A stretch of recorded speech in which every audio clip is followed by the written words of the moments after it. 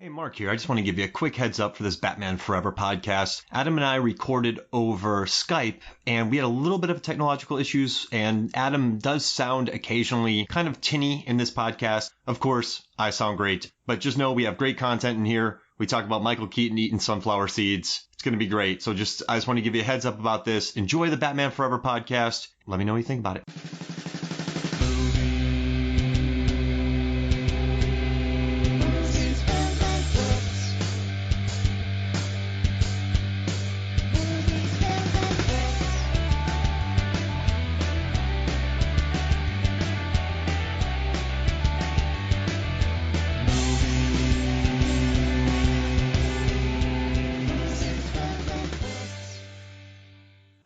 Welcome to Movies, Films, and Flicks. I am Mark Hoffmeyer, and joining me is a man who always eats sandwiches before he fights crime.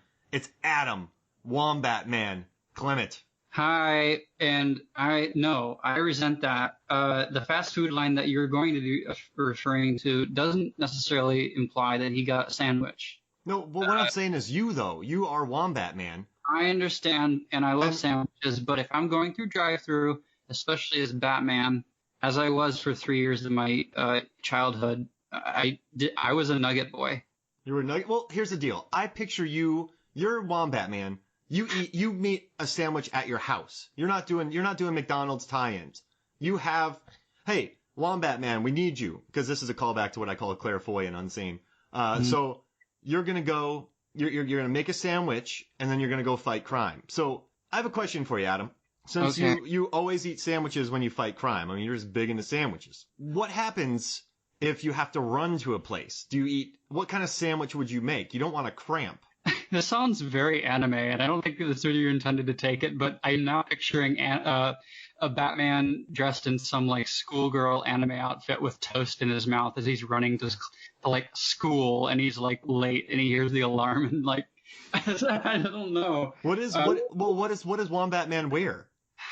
Well, if you're referring to me as Batman when I was a kid, I still have that, actually. I wish I could share it with the beautiful listeners of the pod, but I have this sort of tattered cape and cowl thing. And it was like, think of it as I'll paint you a picture. It's like a black tinted version of the Adam West getup.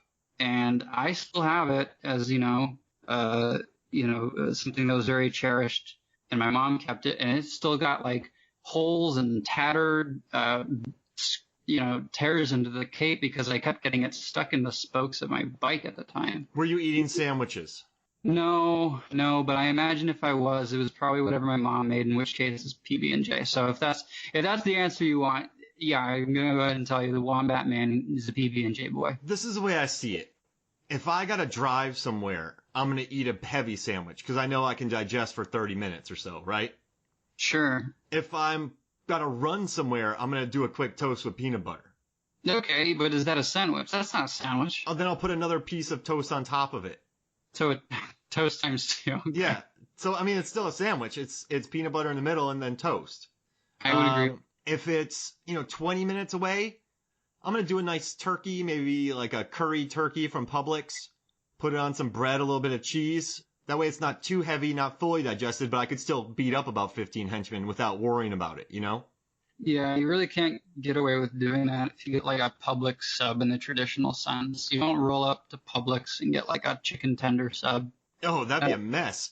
It's a mess. I mean, and not everybody would want to have you share with them because it is a big boy. Yeah, if you're Batman at a Publix sub grocery store at Publix, and you're getting a sub, it's an interesting visual. He's just waiting in line for a sub. Mayo. I mean, I haven't been. Yes, but I mean, the rate they're becoming popular, and they're still becoming like a huge thing outside of whatever regions they're in. Because I'm in New York. Yeah, and I talk to people about Publix, and I'm like, well, for all I know, they have, like, drive-thrus now, which, of course, would fit in firmly with the 1995 throwaway line. Not even throwaway, it's the first line in the movie. First setup. Is Alfred really expecting him to eat a sandwich when he drives in the Batmobile? I don't know. Is your butler, I guess... I mean, look, he's the butler. He knows Bruce doesn't give two shits about, like, getting what he needs health-wise, which is kind of bizarre because, I mean, Bruce probably knows better. He's Batman, for goddamn sake. He's getting what he needs to stay in peak physical shape. But I don't know. Maybe he just assumes that, like, he'll know better to do it eventually. But I don't know if he assumes that Bruce is going to, like, start chowing down in the actual Batmobile. Of all the Batman who would eat a hamburger that Alfred made, it would be Ben Affleck because he's the burliest. I think Mike Keaton would probably be doing like sunflower seeds just to keep his hands busy because he's so neurotic. Right, and in Batman Returns, I think Alfred makes him a fishy swallow, whatever the hell that is. I'm knowing this by like audible memory, and he spits it out, and he's like, "It's cold," and then Alfred tells him, "It's supposed to be cold." Perhaps I can get a job back at Windsor Palace. Yeah, he was like, "Oh, maybe they'll take me back at Buckingham or whatever." Oh yeah, Buckingham Palace, yeah. And it just made me think, like, I know their whole history with, like, McDonald's being real pissy about the Batman Returns, toy launch and the parents' outrage, blah, blah, blah, and how that supposedly weighed heavily on Warner's decision to go with a lighter approach. But you have to, like, there's no way you can avoid it. Like, how much actual influence, direct or otherwise, did fast food have in this movie? Because it is the first thing we're presented with. Like, we get an amazing shot. It's like silhouette. He's lit perfectly. He's got his little pouty mouth up, and that's it. That's right off the bat. We're talking about fast food. See, my brain didn't go to commercialism or tie-ins. I just was wondering about him driving with a sandwich in one hand and his hand on the other, like on the wheel. I mean, I have the Batman animated series Batmobile in my room. I'm looking at it now, and I think most of the Batmobiles do have a wheel that sort of caters to one-handed driving. Although if you're Batman, you've got some automated shit in that car, right? So you could technically stop at a drive-thru on the way to fight crime. I mean, if I'm misremembering the commercials, I believe that's part of the ad for McDonald's back in the day. I know they had their like glass mugs, which I still have, and all this other fanfare, but part of the ad campaign was very much including that bit from the movie. Like, can I persuade you to take a sandwich because I get a drive-thru, and then like cut to whatever the hell. I'm almost positive that's how those ads played out. So how many people die while he's getting drive-thru? I don't know, but you have to consider that for everything he does besides being on the streets and like doing, scans of the city. I don't know if he's too torn up. Like, if you're getting fast food, you're getting it for a number of reasons, right? You're getting it because, well, chief among them, you want to get this over with and you want to be quick. So maybe that doesn't weigh as heavily on his conscience if he's staying home and making a sandwich, right? Yeah, he's not going to Morton's and getting a steak burger. Right. He's not sitting at a diner, which I guess Superman has done before, but he wasn't really Superman, Clark Kent. Did you ever hear the bit I used to do? I love bits. Did you ever hear my buddies and I, John and I on the podcast, what he would be Batman or Bane and I would be Batman or Bane and we would just do the two of us at Red Lobster arguing about who would pay the bill? I mean, is it just like a fight over the Cheddar Bay biscuit? Yeah, and Batman's like, evil always pays. Oh, Batman. Yeah, I mean, I feel like everybody's got their own Bane, right? Yeah. But what Bale, did you do Bale or did you do Keaton or who was your Batman? Evil always pays. The throaty Batman. Okay. Yeah. I did the Bale. But okay. But I used to do it with a slight Cockneyed accent. Bale with a throaty Batman voice and a Cockney accent. Is that what you're saying? I was good back in the day, but I lost it. I can't do it anymore. It's hard on the vocals, yeah. I understand. Yeah, my professional career as a singer was really being hurt by my Batman impersonations. It's the price you pay. Yeah, I had to quit. So you've joined us now. This is your fourth time. We did the jerky antics of Michael Myers. We did Halloween, and we did Batman Returns. So we decided to be really creative and bring you back for Batman Forever. But this is for selfish reasons on my part, because I asked you to do this because I hadn't watched this movie in easily. I mean, when did it come out? 95? See, I thought you were going to say it's because all my episodes are getting all the hits. Oh, no, they're big. They're big. I mean, they're huge right now. But yeah, your question was about Batman. I'm sorry, go back to that. Oh, wait, no, wait. My question was, no, so what I was just saying is this movie, I hadn't seen it in probably 18 years. Mm. 15 to 18 years. Easy. And I remembered nothing from it other than that I liked it when I was 13 Okay, and so saw it. Yeah. that's interesting, and I want to get to that. And I'm glad. And you said you haven't revisited it. You haven't seen it since. No, I have not. And the thing is, I knew when I was watching it at 13, I got the jokes. Like when they showed the bat butts and all the gaudy stuff, and I just sat there and I was like, oh, this movie is just big. Like it's over the top. I kind of got that. I just sort of enjoyed it. I liked the visuals. I liked how just Gotham became just a labyrinth of above the ground streets and statues everywhere, and it just became this, German expressionist type vibe mixed with neon and Yeah. and black lights, and it was this weird kind of combining of all these different factors where you had Bruce talking about, hey, I lost my parents, and then you have Tommy Lee Jones overacting, then you have Jim Carrey overacting, and you have Nicole Kidman. I didn't remember how hot she was for Batman until I watched it again. Just going full breath. She's like all breathing in this movie. So did you revisit recently, or has it still been a long time? Oh, no. I just watched it for this podcast when I pitched it to you. Okay, excellent. And so, go for it. Oh, yeah, I mean, to your point, like, there's a lot of conflicting. I mean, I don't even know what noun to give it. Like, there's a lot of conflict in this movie. Even the sort of dark deco that was established, it's kind of sort of there in a few scenes. It's almost just like they took some of the architecture from the animated series, which, if anybody who's heard my previous pod with you know that I adore. But you're right, it is sort of a Vegas neo-noir, and it's sort of, I'm not sure it entirely works, but it's still a spectacle. It's still very much a high concept character on its own, which I appreciate, but it's certainly not my favorite. I mean, it took me, so today when I drove into work, I should have taken the train. I don't know why I didn't do it, but it took me an hour and 50 minutes to get to work this morning. And I was like, well, if I'm stuck in a parking lot of traffic on 400 going into Atlanta, I'm going to listen to some Batman Forever stuff. So I listened to the Batman Forever Everything Wrong with It. I listened to the Batman Forever Honest Trailers. And I listened to another Batman Forever review. And everything they say has merits, but it seemed like they were really kind of, it seems too easy to pick on this movie. They're like, oh, who has a grappling hook that long? Oh, who's going to scream, oh, it's acid? Who's going to, it seemed like everything, like, oh, the Rorschach, the ink blot, that is a bat. So they were just, that's what they were picking? Yeah, I agree. I think that's a little too easy, low-hanging fruit, but yeah. And it's just, people are really going at this, but this movie, I mean, so I also listened to a half-hour interview with Joel Schumacher, and I learned that, he designed costumes for Woody Allen. Yep. And I also found out that he brought the movie in ahead of schedule and under budget. Yeah, I think I recall the interviewer talking about the Charlie Rose one. Yeah. I mean, that's just such a bonkers interview, just to the point where he starts defending himself against that one critic.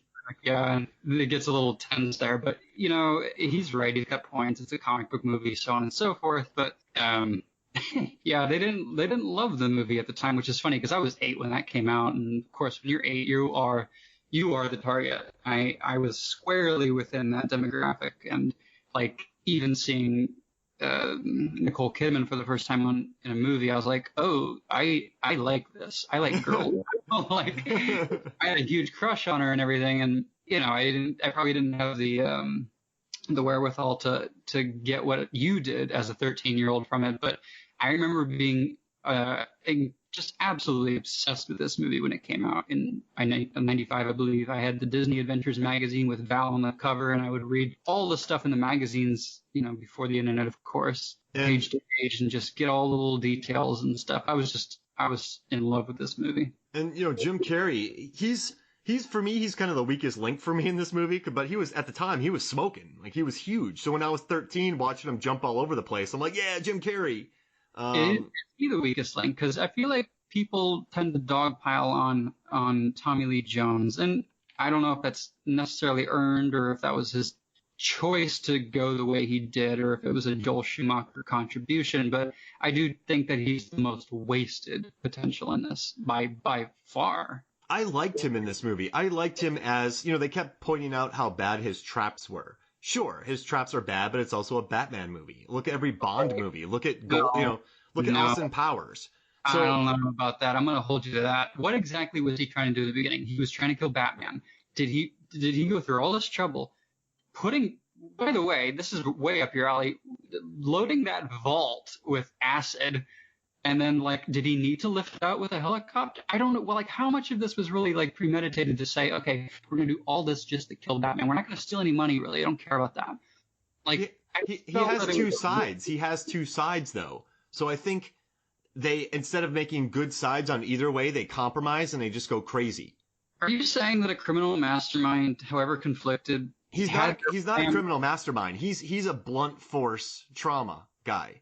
He was a DA who went crazy. So a lot of his schemes, at least for me, are not going to be Blofeld-esque. They're going to be let's put acid in a safe halfway in, not all the way up to burn them, and then let's pull them away. And his thugs seem to enable him. He's around with yes men, and he has those two women that support both sides of him. Okay, so let's clarify this, because you're talking about yes men as luchadors, basically, and I believe it's Sugar and Spice are his henchwomen. Yeah, Drew Barrymore. And Debbie Mazar, yeah, completely over the top and just ridiculous, and really just a betrayal of the character in the comics. I mean, if you look at something like Arkham Asylum, the graphic novel by Grant Morrison, this is a guy who's completely lost his marbles. He's cowering under tables, pissing himself because he's just so out of his element. He can't think for himself and is completely and wholly reliant on a coin. That may be an extreme, but it's certainly a territory that I'd prefer them have taken with the character, besides him aping, in my opinion at least, the Joker. Because there's so many scenes where he's just making weird noises and hamming it up. I love watching Tommy Lee Jones ham it up, because nowadays when you hear him on sets or on interviews, he's just rough on everybody. Oh, sure. So maybe this was the beginning of the end of him, but I like that he committed. I've never seen a Tommy Lee performance, and I know what you're saying, but I just think he's just a blunt force guy who I cannot sanction his buffoonery. I hate you. Yes. And that's, of course, most of our listeners probably know this, but that's precisely what he told Jim Carrey, according to a Howard Stern interview, I believe. I would have liked to have just... all right, so this movie, though, I find it very impressive that he brought it in under budget and ahead of schedule, because it doesn't have that vibe of being an ahead of schedule, under budget movie. No, it seems a bit of a patchwork at times, and I believe he mentions the number on the Rose interview. I think 78 million. Was it like 80 million almost? And I'm like, boy, that's pennies in today's budget. So I do hand it to him for that. It's like 130 maybe, I guess, with inflation, 130, 140. Yeah, I don't think it's quite double yet, so probably 130, maybe 140. I mean, let's say 130. I mean, that's really not much. I suppose not, especially for a production like Batman, which I think has been Warner Brothers. It was Warner Brothers' cash cow for a long time, and it was for another time with the Nolan era, and well, now who knows? But yeah, at the time, it was a smaller investment, I think. And I don't know. It's just so. And Schumacher did get mad, and what he said was, he's like, what is he comparing it to? Potemkin? That was a little extreme. Like, yeah, okay, they don't like your movie because it's not the Battleship Potemkin. Sure, whatever. I mean, that is an easy out. But just watching this movie, though, it has a very weird personality. The plot is out there. I don't know. For some reason, though, the whole vibe, it has it's quite uneven, but the vibe overall when you watch it, it's so weird that it's almost enjoyable to me. That's fair, and I think that's why most kids like myself at the time probably didn't give two shits about the faults and cracks. But you do have to remember, even with all that sort of joy that you might get from it. Now I'm Marie Kondo, but the joy that you do get from it, it still has some really inexplicable, wacky moments. I mean, how many memes have come from this movie? You remember, the laundry, martial arts bit. Oh my gosh.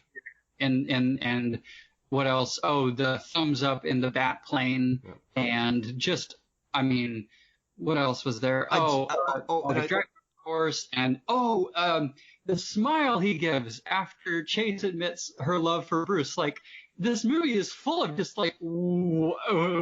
Yeah. Like, what are you talking about? I do have a question. Oh, sorry, go ahead.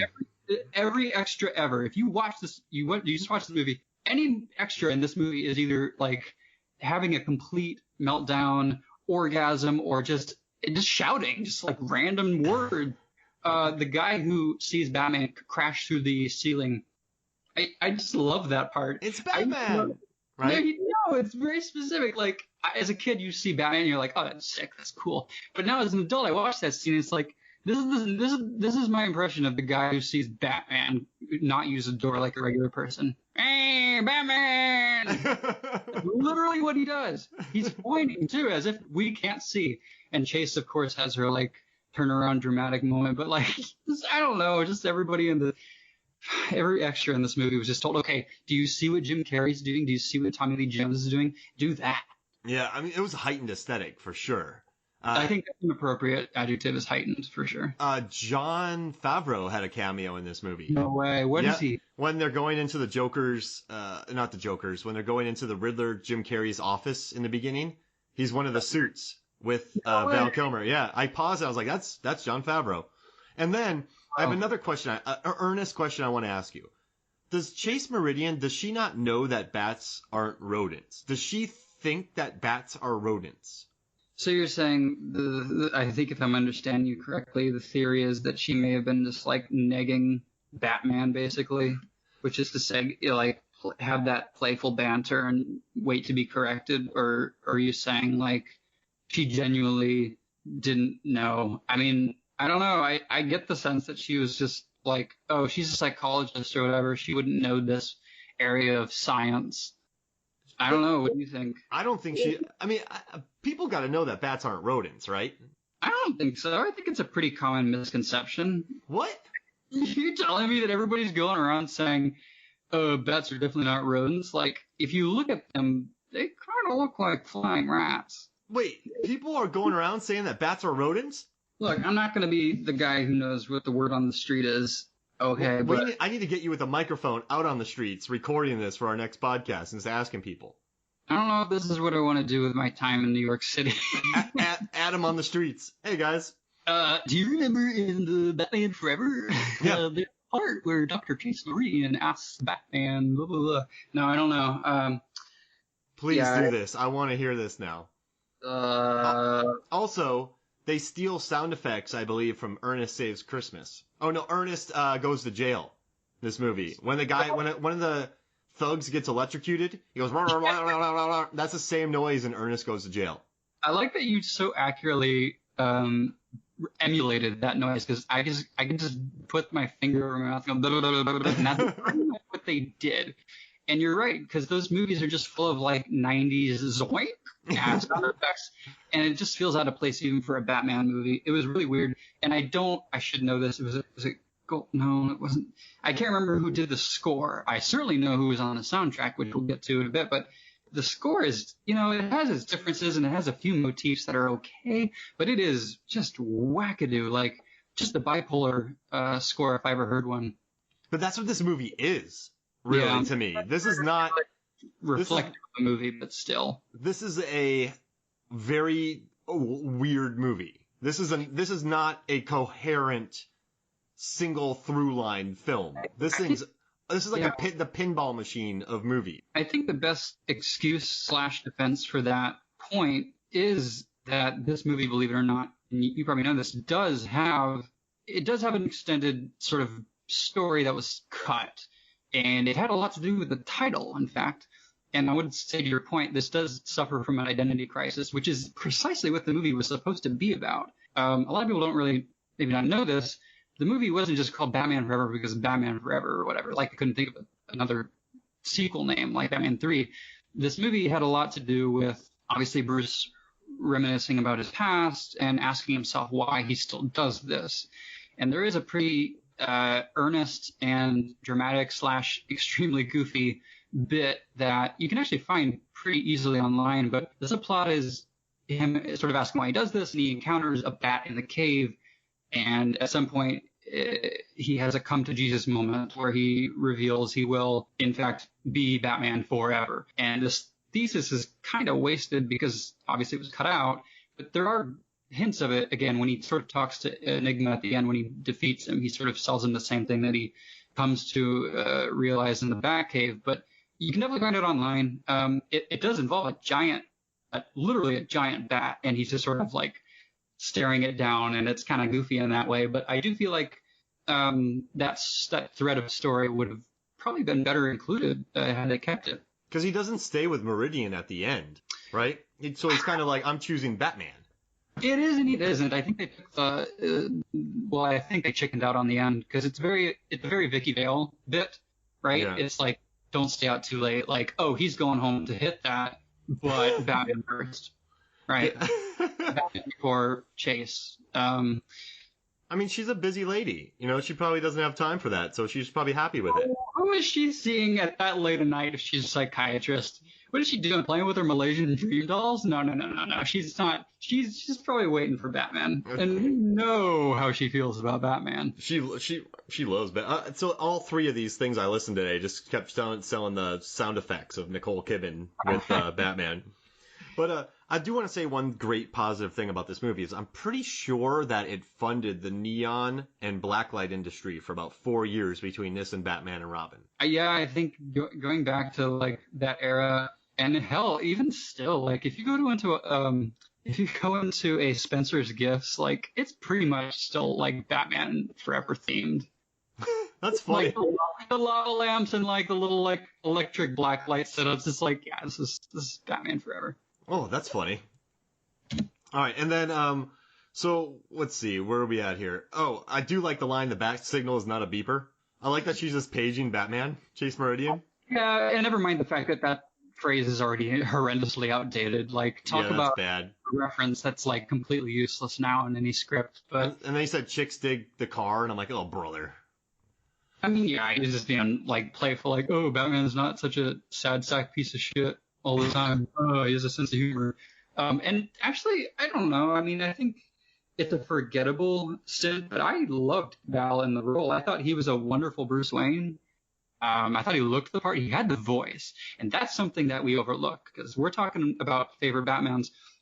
I think Keaton will always be number one for me, just for many reasons, variety of reasons. But here and now, I would say that for my money, looks-wise and voice, Val was great. Oh, no, I liked him, too. People made fun of his mouth being open a lot, but it's probably hard to breathe in that costume, and he was trying to do a pouty thing, probably. I don't really understand the point of that. Like, why do you want him to have his mouth closed the whole time? He's tired. That suit probably weighs a lot and probably is very hot.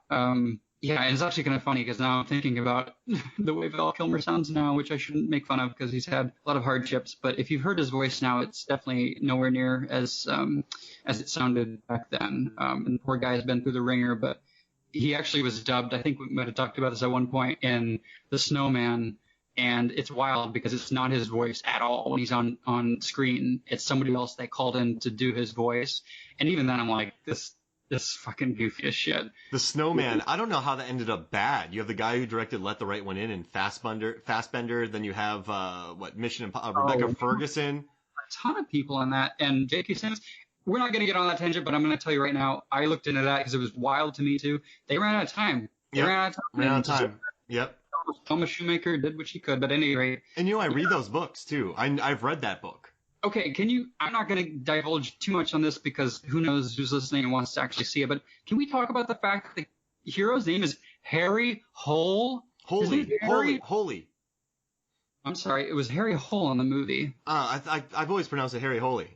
But it's Norwegian too, so it's not. Okay. So on paper, it definitely reads Harry Hole to me. Oh, it does, yeah, for sure. But I always just read it as Harry Holy. All right. Well, they have a very good sense of humor over there. I'll give them that. But Jesus Christ, how is that your pro tag? Yeah. I don't know that movie. Do you think Fassbender would be a good Batman? That's interesting because I think he could have been. I don't know if I like him at his current age for it, and he's definitely got a look, and I would recommend him for other roles. maybe even a Bond at some point. But No. Nah. I mean, I think if he had a window opportunity, that probably passed. After watching The Bodyguard, I think Richard Madden should be Bond. Yeah, that's what I keep hearing. Everybody's all about him, and I'm curious as to who the next Batman will be. I mean, with Matt Reeves' project, who knows where that'll go. Well, who does Matt Reeves hire normally? He has what, Franco? Watch, it'll be Andy Serkis. Andy Serkis, completely CGI. He'll probably fill it too. But yeah, even for 95 and the time and all that, I still think the Val's performance, it carries, it stands up. And even I'll go there. Even Chris O'Donnell does okay in that role, despite being too old, because no teenager looks like that. How old is he? Like, okay, he can ride a motorcycle. He's at least 16, I guess. Yeah. But there's no way that there's no way he needs like an adult to adopt him. That doesn't make any sense. He's 18. He's easily like he's 18. He's got to be. Maybe Batman was just like, hey man, I'll take you under my wing. Because we don't know his age in the movie. It's just sort of implied, right? Like Commissioner's like, he's got no one else. Somebody needs to take him in. Bullshit. That kid's over like 20. I mean, he'd be fine. He could join another circus. I mean, aside from the morning, I guess. But I do like that the Graysons were straight up heroes. I mean, they really took it to the gang. I mean, they died, but they saved a lot of lives. Yeah. Well, I like that scene. After we got gratuitous close-ups of them in action in the air, and I'm just like, that's not even the actors. Those are definitely stunt people, whatever. Yeah. But you're right. That scene, of all the things to nitpick in the movie, I do think the sort of shot where he finds his parents on the floor it's well done for that kind of movie and that tone, and I appreciated that. I mean, they were diving after people with guns. Like, they risked their lives to save thousands. Yeah. No, I like that scene. I do think that's weird when Val just jumps down on the floor and starts sidekicking henchmen. Yeah, it's like, well, I mean, I guess to his credit, he did try to save at the circus. Yeah. So he was throwing caution to the wind, which I don't know if I agree with as a character decision on Batman's part. I think he takes it a bit more seriously, but who knows? I think whatever, in the moment it worked. I do have to say that Val throws a sick sidekick. Yeah. It's on par with Dolph Lundgren's front kick. I mean, that's another thing, because when the part I was talking about with the guy going, Batman, Batman does one of those. There's a moment in it where they try to emulate very clearly the Indiana Jones Raise the Lost Ark moment with Indy and the swordsman, in that way that this guy's like flicks and Batman just sort of kicks him in the face and walks away. You know, even as a kid, you look at that scene, it's very obvious that it's not Val Kilmer. So I don't want to give Val too much credit, as much as I do enjoy his performance, but I don't think that was his doing, unfortunately. No, but when he was in his suit and tux, I watched him, and he did throw a sidekick. All right. I'll give him that then. Yeah, I mean, maybe he's not good with front kicks. Maybe he's good with side kicks. I would think that it would be easier to do a front kick, but what do I know? That suit is really restrictive. I feel like a front kick, you could really have a chance of blowing out your hammy. A side kick, you have more of a base. And that's more probably hips and a little bit more flexibility. You know what I mean? I mean, I can't do any of that, so I can't. Adam on the street asking questions and throwing front kicks? You want to see me do a front kick? I do think that, I do have a note in here, and I was making fun of it earlier, but I thought Val and Nicole were good together. I mean, they just basically had to breathe at each other. But you could buy that they both were, like, into each other. You know what I mean?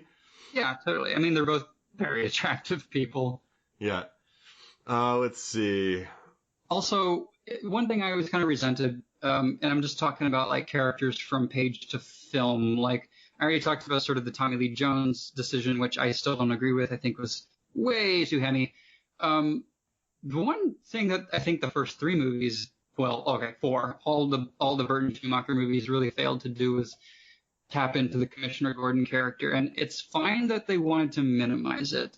It's fine that they didn't want to make it like a big bromance with him and Batman. That's okay, fine. But why did they need to make him such like a bumbling idiot? He was pretty much on par with the Adam West, Commissioner Gordon, Chief O'Hara sort of bumbling, they don't want to handle their own crime. And this is like, let's let Batman just do our job for us. And, even in the beginning, right, when Nigma takes care of his boss, and they're sort of, reviewing that surveillance footage. There's like they're looking over the evidence, and he goes, "Yep, definitely suicide." Yeah, I do remember that. Sort of like, okay, even if it was suicide, like what commissioner of the city says that? Like, even the part when they put the bat signal in the sky and they're waiting for Batman to show up, and he busts through the bat signal and it evaporates, and I don't even know how that happens, but he gives the thumbs up and he's like cheering his head off. He's foaming at the mouth, and he doesn't have to do anything. He shakes the cop's hand and is like, all right, time to go to bed. Like, who is this guy? He's the worst commissioner ever. I mean, crime isn't good, and I don't think it's helping his police force by letting Batman take care of everything. No, I mean, I guess he was a little bit better in Returns. He thanked Batman for saving the day, and he was like telling them not to open fire on him in Batman Returns when he was framed. But I feel like even in especially in Batman and Robin, which this isn't about, but like he just comes off as like, I don't know, just this old clueless buffoon. His constituents love him. Yeah, well, he must have had a good tender. I don't know. You also, sorry, go on. Oh no, go for it. Oh, I was gonna say, you mentioned earlier like listening to stuff in the car or whatever, and I was like, oh, the first mistake you made, you weren't listening to the Batman Forever soundtrack, the single greatest thing to come out of this movie. Oh no, I've been Spotifying it. I had to get it on vinyl from Urban Outfitters, who put it out as an exclusive, and man, it still slaps. Does it? It does, and it's not just Seal. Because Seal's all you needed. Seal's all you needed, but it has U2. And it has Massive Attack, and Nick Cave, and The Flaming Lips. And Offspring, right? And well, the Offspring one I'm like not crazy about, but I think they play that for a fleeting moment during the neon like gang punk bit. But yeah, like the soundtrack is great. And I'm looking here too. They had Method Man, the Riddler. Yeah, and PJ Harvey, I think. Yeah, PJ Harvey. Yeah, and Hold Me, Thrill Me, Kiss Me, Kill Me. I like that song. It's a little goofy, but I think it was an appropriate song for Batman Forever. I mean, just Flaming Lips, Massive Attack. This is a Nick Cave. Like that's pretty good. And I don't want to say that it was the first of its kind. I'm sure I'm neglecting something, but it really does feel like sort of and maybe this is for worse, one of the first few like superhero soundtracks that put together like a curation, right, of like popular artists. Because you didn't get that, obviously, in the first two movies for Batman, which thank God we didn't. Because I know Prince put out a conceptual album that really wasn't, like, loved by Warner's.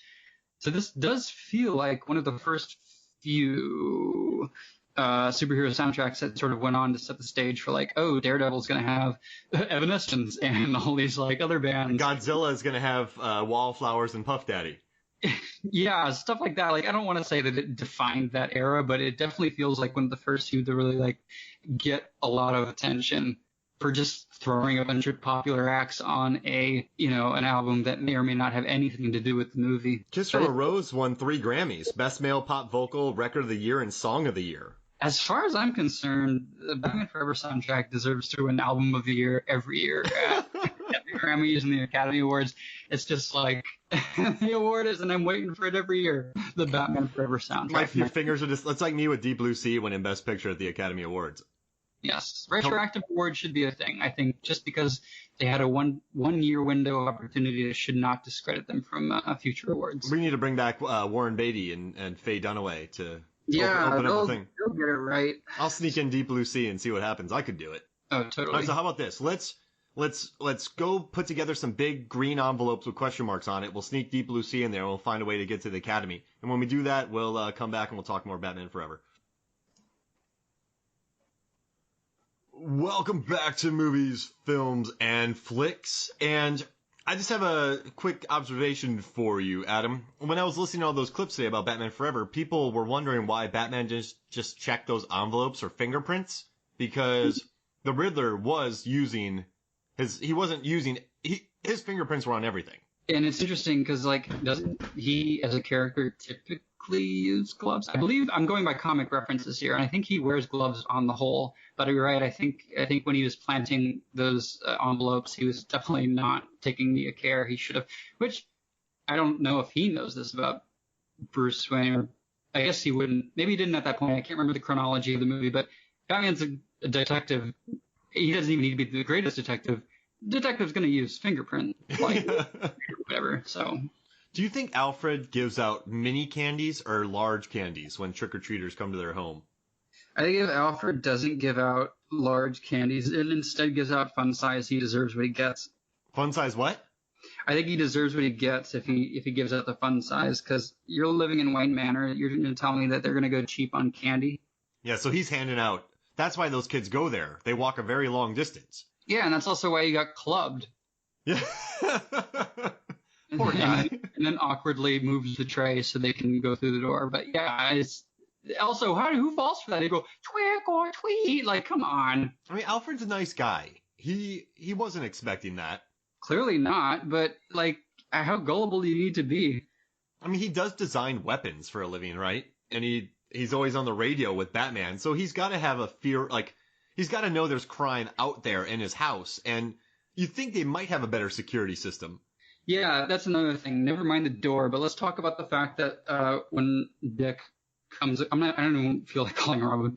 When Dick comes across the cave, which I guess he needed to do aerial acrobatics just to do before the door closed, all it does is say intruder alert, intruder alert. It doesn't really do anything. In fact, it makes it very easy. The computers are all like, welcome, sir. And the car spins up and it's like, hey, ready to go for a ride. Like, it does nothing to restrict him from, getting into the tech or knowing that, oh, maybe this is Batman's cave. Like, I don't understand. Like, I guess it's just to say, hey, Bruce, get to the fucking cave before, this guy leaves alive. But it does seem like the security system is a little bit ass backwards.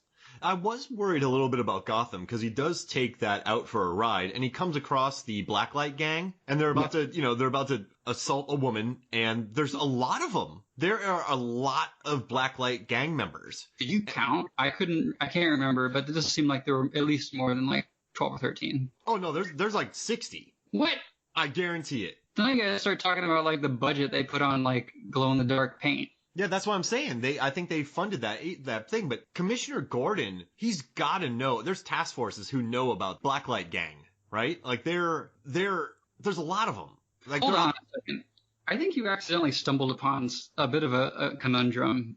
We're calling them a lot of things. We're calling them the glow in the dark paint guys, the Blacklight Gang. You tell me, does that need a blacklight to activate, or is it simply glow in the dark? Because if it's blacklight enabled, we're talking about these losers hanging out in a back alley that is rigged with black lights. That's what I think. And ergo, anywhere else they go outside of that alleyway or what have you would render their paint completely moot. I'm hoping for the sake of practicality that it's simply like, I don't know, like a day glow type paint. And I'm not familiar enough with it to know, but it just seems like, yeah, the theatrics and the hoops they go to achieve them seem a little bit misguided. Is there Dayglow paint? I don't know. It seems like something that's a thing. I'm pretty sure they use black lights to get that effect. What a bunch of losers. I mean, that's interesting. So when they're not in the black lights, then that means they kind of look normal? I guess, but that's I think smart then. That's smart, right? Right? Well, you're going for one of two things, right? If you're completely dark and black, you obviously want to be concealed by the shadows. But if you're walking around like a damn clown like they are, like you're trying to intimidate, I guess. And it makes me think they also are in Batman and Robin, because they have a small bit where I think they attack Bane and they throw some like equally glow in the dark chains around him, and he makes quick work of them, of course. But they're in that movie for a hot minute. So they help out, or is Bane let loose on them?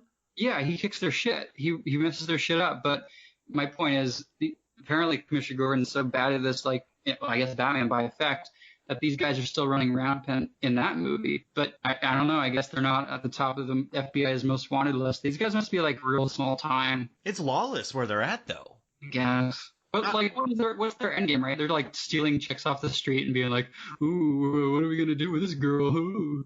I mean, they're very cartoony villains, but I think they're bad news. They got sticks and they know karate. Also, not Robin yet. Dick was kind of holding his own, sorta.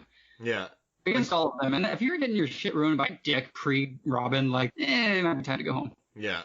I was watching this movie, and the henchman's guns, Tommy Lee Jones's henchmen.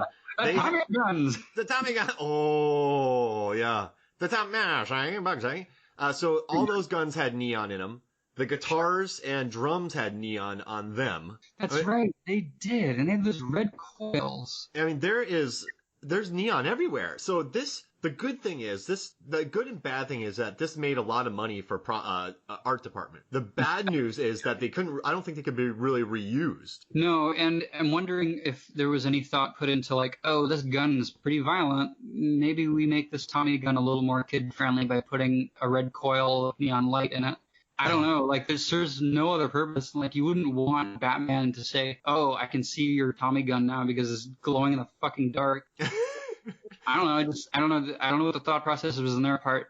Like, clearly they're wearing luchador masks for theatricality, but I also don't see why that has to extend to their guns. I mean, they remind me of, you know who would be a great gang? It would be the Two-Face Tommy guns and the ninjas from Mortal Kombat that work for Shang Tsung and Goro. They're a bunch of bro ninjas too. So I would like this. Are you counting Reptile, Scorpion, and Sub-Zero? Oh, well, not really. I'm counting the bro ninjas. Okay. That were watching the fights, and like Raiden punches one of the bro ninjas in the arm. I would love to see those two guys rolling together. I don't think the Neon crew would join up with them because they just seem more, small stakes.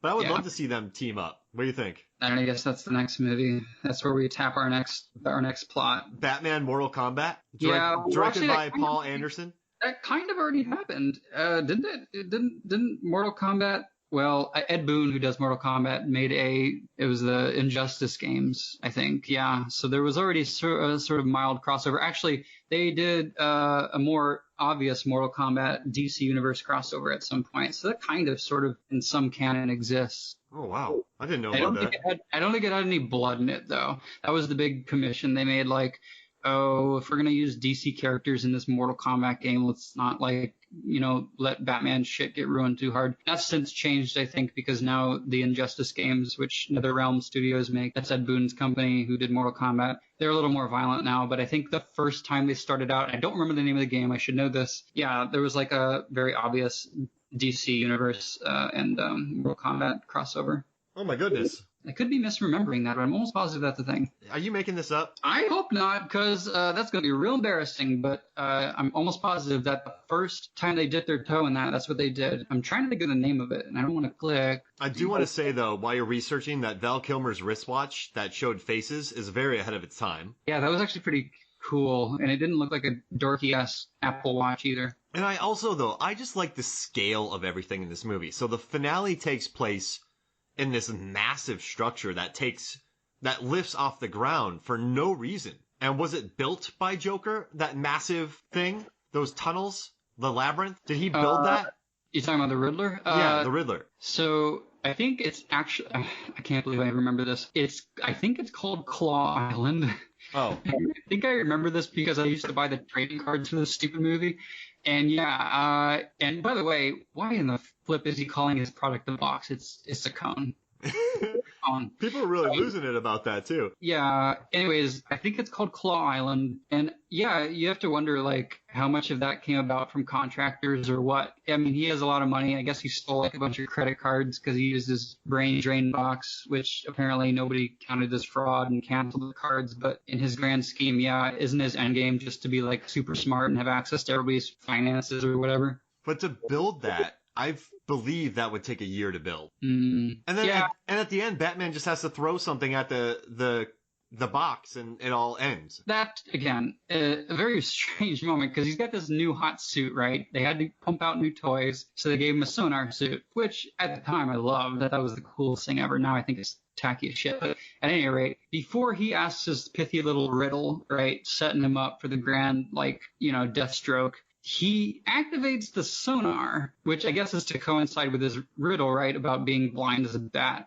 How are you needing a sonar to hit a giant glowing, whatever the hell that was? Like, you don't need that. You have eyes. throw your batarang. You'll be okay. Yeah. It just seemed like it was entirely earned. But by the way, I did look it up. Mortal Kombat versus DC Universe is totally a thing, and I was right. I'm not crazy. It came out in 2008. Oh, wow. So I just pulled a random thing, and then you backed it up. Look at that teamwork. Yes. You're welcome. High five. Did you like the team up between Two-Face and the Riddler? Like the moment where Riddler's like, hey, show me how to punch a guy, and Two-Face knocks somebody out, then the Riddler just hurts his hand. Did you like their dynamic together? Absolutely not. Oh. So just that scene in general, I'm going to talk about another one, but that scene in general, like, okay, I know it's for comedic effect, and it has its value or whatever, but why am I missing? I'm missing something. Why is that cop standing there like a mannequin? He's standing like a mannequin. He's not restrained. Is he staring off into space? Is he just like, I don't know. What justification does he have to like not be fighting Well, back? he doesn't want to die. I'm sorry. That guy's a chump. He deserved every bit of hit he got. No, that was bullshit. And it made me think of the other scene where they're on the couch going through Bruce's mind, like, oh, this is Batman. What is this like relationship suddenly with Tommy Lee Jones as the Two-Face and the Riddler just like gabbing with each other and like laughing and having a grand old time. Like they just found out Bruce is Batman. I don't know. I feel like there's a lot of ways they could have played that, but it just plays like a I don't know. It plays like an Andy Cohen talk show or something. And then what was I do like. I know where I'm moving back in time here. But I did like, what do you think about the chase scene with the grappling hook where the Batmobile, I like when the Batmobile turns sideways and dodges the missile. I thought that was a neat little Batmobile gag.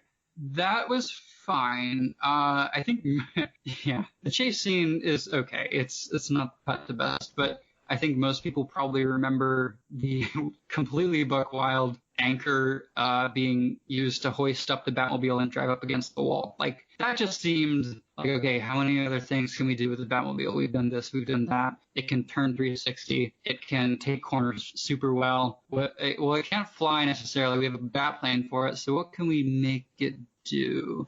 Ooh, let's make it go up a wall. And that somehow seems more implausible than the scene in Batman Returns, right? When Penguin takes over the Batmobile and it turns into some bat missile, which I think is sick as shit. I think that scene is awesome. But I guess a lot of people died in that fireball, right? I guess. You see it pop up, but I guess it's like just henchmen, right? What did he do when he hit the top of the building? Oh my gosh. I can't believe I never thought of that. Like, okay, so let's look at this from a like physics standpoint, because the anchor goes against the wall, right? It's not going above it, because how does that happen? So it's into the wall. I guess if you're Batman and you're hoping you're going so fast up the wall that you can disengage the hook and just keep going on the top, I guess. But then you probably can't drive down. So did he have to take the Batplane to get the Batmobile from the top of the building? It's very obvious why they cut it. Like, well, we use this stunt. We can't very well continue this sequence because we're kind of fucked.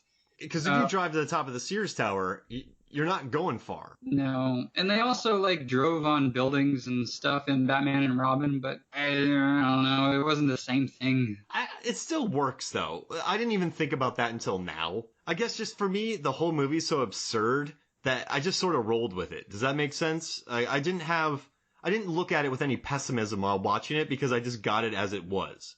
Yeah, and I don't think it allows you to really have any moment of, like, lucid clarity, because just beat for beat, it's so off its meds. Yeah, Roger Ebert was talking about it, and he just said, there's really not much plot. It just sort of goes from set piece to set piece, and I enjoyed it. He's like, it's off its rockers, and he was kind of making fun of it a little bit, but he's like, I just enjoyed it. It was a fun summer blockbuster. I didn't really care, like, I don't want to break it down, but I still enjoyed it. I think that's fair. So he liked it. Yeah, give it 2.5 out of 4. That's fair, I think. So I mean, did you? And then I guess we're kind of making our way towards the end. What did you think about the end with the dropping Nicole Kidman? And another thing I wondered is so Nicole Kidman and Robin drop, and Batman saves both of them, but they're probably a quarter mile down this tunnel, easily a quarter mile. Sure. And then Two-Face is down there a minute later. I noticed that too, and I don't understand. There's no elevator. There's an elevator. Let's pretend like that's the most convenient, logical explanation. Yeah, there wasn't one. There wasn't. Yeah, so he must have... That's why I love it. And then also, Batman kills Two-Face. He does. And everyone complains about Batman Returns, but Batman he kind of had to, because Two-Face knew who he was, so you had to get him out of there. That's the reason he did it. He's like, I know Dick wants him dead, but I just really need to get this guy off my ass because he knows my identity. Yeah, and also, I think so. You can't have him around. Also, what about the henchman who lived? Oh, you mean the henchwomen? You mean Sugar and Spice? Yeah, and then the henchmen. They know who that Val Kilmer is, or Bruce Wayne is Batman. Do they though? Were they made privy to that information? I don't know if Two-Face is the kind of villain that sends out a memo to his thugs and is like, guys, just heads up, our target, this guy we're chasing, Batman, it's Bruce Wayne. So just like, do with that information what you will. Keep it in a circle. What do Sugar and Spice do?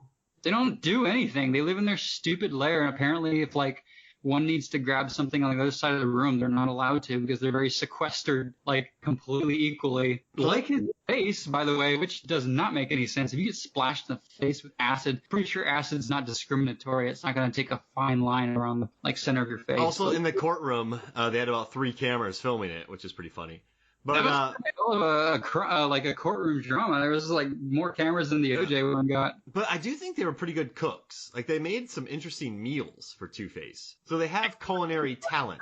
I guess that's the answer to your question. They're just like cooking meals for him all day. And Drew Barrymore did trick Val Kilmer. She just took the thing out and then she added another one. And Batman fell for that pretty easily. But she did her job. A year later, she was in Scream. Yeah, she was. That was just right after that movie. Why did Drew Barrymore do this movie? Because she wasn't a pretty big actress at the time. You gotta consider, like, especially hot off Batman Returns, like, these movies were no longer, like, well, I don't want to say no longer, but at the time they weren't seen as, like, what they are today, maybe. And even that's not even true. Like, A-list actors are doing superhero movies. I think just the thrill of being in a Batman movie was enough for people. Yeah, that sounds about right. That's just such a weird... I don't know. Just watch it. I did watch it again. It did put a smile on my face, though, man. This movie, I think if you just sit there and let it wash over you, if you put it on and vacuum the house, it's totally fine. And it does fall apart under scrutiny. Sure. But the whole thing would. So there's almost no point to, you know what I mean? The whole movie could collapse. Yeah, it's definitely one of those movies that I think either fall squarely on the love or hate side. And I think most people are pretty forgiving of it, maybe. Or I think those are the two camps, right? You're either forgiving of this movie because of what came after, right, with Batman and Robin, or you tend to be one of those normies who's like, oh, those two movies were really bad because they're the same, and you sort of mix up, those two, because it is somewhat easy to do. They both have Robin, they're both by Schumacher, they're both neon nightmares, and I get that, but I'm in the camp that tends to be a bit more forgiving of it because it isn't Batman and Robin.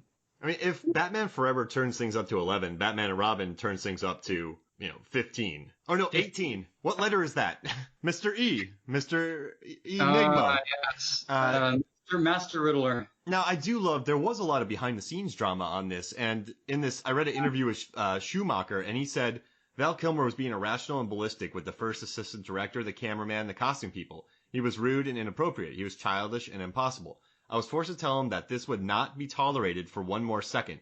Then we had 2 weeks where he did not speak to me, but it was bliss. That's crazy. And it's funny too, because he talked about in that Charlie Rose interview that he wanted him for Batman, and Keaton was out of the equation before he came on, and he wanted him because of Tombstone. That's what is like hilarious to me. Yeah, he loved him in Tombstone, and then also he said Jim Carrey was a gentleman. He said Jim Carrey trained with hat people, cane people, everything that Jim Carrey could train on in this movie, except for typing. He trained perfectly. It shows, too. He's just so enthusiastic about it, and it's kind of a bummer, too, because I think he gets... the haters that are on this movie don't love him, but it's fun to watch because he so clearly is at least having fun.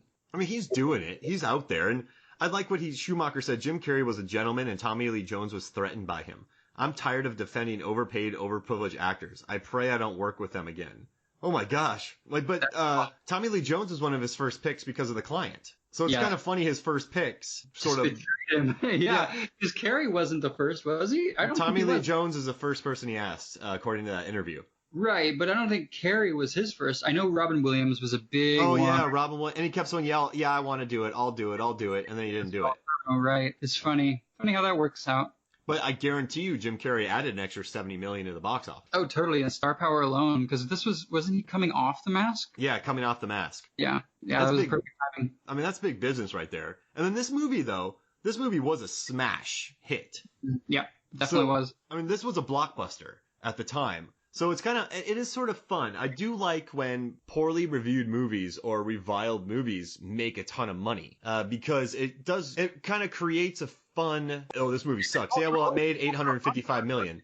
Yeah, it's a cultural conflict, right? Because this is what they were sort of discussing in the Charlie Rose interview, right? Which was this idea that movies have to be a certain thing, and the public comes along and decides, no, this is what I want from entertainment. And you sort of getting these critics that are either seen as out of touch or completely miscalibrating the value of a movie these days. So it is an interesting clash, I would agree. He did call this movie a pop culture opera. I don't know about opera, but yeah, it's definitely, I could see where he's going with that. So, all right. So at the end of the day, would you recommend this movie? I mean, that's such a generic question. Who to? I would say yes. On the whole, I would. Especially if you're a Batman fan, because it is such a weird hodgepodge of just, I don't know, it's thematically just it's corrupt, really. I mean, you're talking about something that's not consistent in the least. So if nothing else, I think anybody's able to walk away from saying, look at this and say, like, this is what I don't look for in a superhero movie. But apart from Batman and Robin, there really aren't too many movies like it. Yeah. Even in the superhero space, even the ones that don't do too well, because it's just so fanciful with itself. And somebody wrote that if this wasn't a Batman movie, if this was like a regular superhero movie, it would have been forgotten about immediately. What do you think? I mean, it's hard to say because these characters, to me at least, are very iconic, especially in comics. So you're talking about removing every character beside it, not just Batman. And yeah, I guess if you're looking at it that way, because it doesn't really have much of a plot, right? Everything to do with the plot. I guess you're looking at Batman reconciling to be Batman forever or leave it behind, which he does like for a hot minute. 3 seconds. Yeah, right. And then you've got like the Riddler wanting to take everybody's credit card information through his box, and you know, who the hell knows what the motivations for Two-Face are. I guess it's just revenge, which, by the way, reminds me, you know, his motivations are cloudy. I think we all know that he just wants to kill Batman. I think that's it. But what's interesting, and you probably remember this, the opening scene of the movie was very different, and this was cut, and you can find it on YouTube. But the opening of the movie was set to start at Arkham Asylum, which is actually the single best thing that this movie introduced. Because before this, we didn't have an iteration of Arkham Asylum on screen. You know, we had it in the animated series, but it hadn't really shown up in the earlier Batman movies. So the movie opens in Arkham Asylum, and it's, you know, rainy, stormy night. It's really ominous, and you sort of get this idea that there's been a breakout. And you follow the doctors, the wardens or whatever, into Harvey's cell, and you find a guard like hanging from a ceiling fan and in blood. And I got this from the graphic novel because the graphic novel included it. They didn't know it was going to be deleted from the movie, so they filmed this, and it's on the internet. And Tommy Lee Jones's Two-Face's wall has in blood, "The Bat must die." So right off the bat, you understand his motivations, and I guess they either thought it was too grim or maybe unnecessary, but I think it was sick. I thought it was really dark, and maybe it was too dark for that tone, but that was definitely on the cutting room floor, and again, you can easily find that on the internet. Well, that's cool. Yeah, no, it is. I would have rather have just like the blunt force tactics of Tommy Lee Jones against Batman. That would have been a better movie for me. Focus more on him, give Sugar and Spice more to do. I mean, I do like that the Riddler wanted to steal credit card information by kind of technology. So he was kind of like a hacker or getting into people's accounts. So I mean, it was ahead of its time, Adam.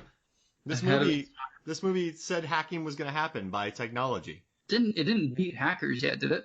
Hackers was 96. And this was 96. Beat Hackers? No, Batman Forever was 95. Oh yeah, so yeah, Hackers was 96. Wow. I'm telling you, the box. No, it's a cone. It's a cone it's a cone with like sand in it. I don't know what the deal is. Oh no, Hackers was 95 too. It was released it was released in September 15th. Batman was released before then. Yeah.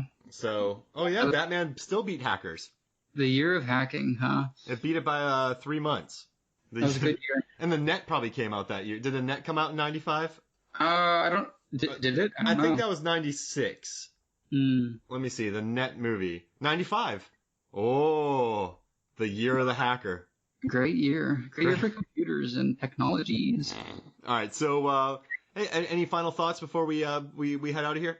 Oh, I don't know. I mean, I always love these movies. It's Batman after all. It's like pizza. They're never really truly bad, but it's definitely not Batman Return, or excuse me, not Batman and Robin.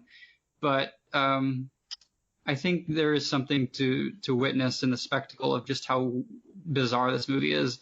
And for all the good and the bad opinions people hold for it in terms of the quality, I do think we can all agree that it's probably just a very strange movie. Because it was very much on a middle stage. We're coming off the Burton movies of grim and dark and melancholy and into something very squarely commercial, kid-friendly, and quite literally brighter. So, yeah, I think, even in the history textbooks for film, this is something of its own milestone, for better or worse.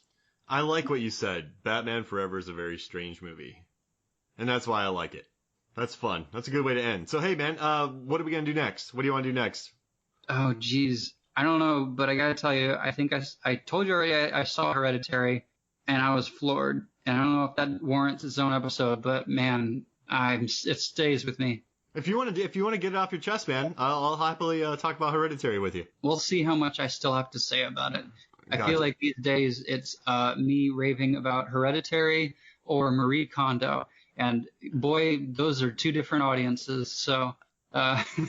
we'll see where I'm at in the next few weeks. I really want to push your buttons on Hereditary because I'm not the biggest fan of it. So it'd be fun to get y'all. It'd be fun to get y'all worked up. I got buttons to push. All right, thank you for coming on, man. So thanks for having me. So for me, Mark Hoffmeyer, and for Adam Clement, this is Movies, Films, and Flicks. We'll see you next week.